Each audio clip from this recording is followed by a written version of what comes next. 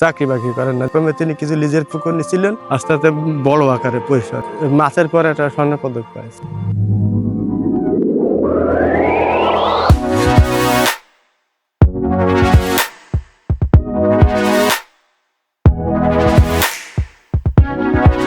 গিয়েছিলাম ইউসুফ মিয়ার কৃষি খামারে।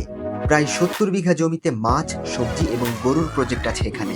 এই খামার যিনি প্রতিষ্ঠা করেছিলেন সেই ইউসুফ মিয়া কয়েক বছর আগে চলে গেছেন এই পৃথিবীর মায়া ছেড়ে।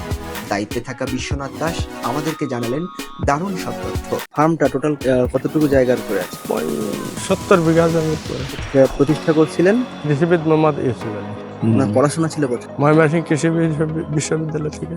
চাকরি বাকরি করেন না, পড়াশোনার পাশাপাশি মাছের চাষ তার ভালো অভিজ্ঞ। তার চাকরি বাকরি না করেই মোট কথা পড়াশোনা করে সেই শুরু করেছে। প্রথমে তিনি কিছু লিজের পুকুর নিয়েছিলেন, লিজের পুকুর নিয়ে করতে করতে তারপরে লাভবান হয়েছে। আস্তে আস্তে পাশাপাশি জমি কিনেছে, আস্তে আস্তে বড় আকারে পরিসর পুকুরে মাছের চাষ এবং পার ফেলে না রেখে পাশাপাশি তোমার সবজি চাষের আওতায় নিয়ে আসা হয়েছে। মারা গেছে ধরো 3 বছর 3.5 বছর। এখানে খবর দেওয়া আছে। হ্যাঁ, ওনার নিজস্ব উদ্ভাবিত জাতে যে আমরা লাগাই নাম দিয়েছিলেন উনি যশোরী পেঁপে।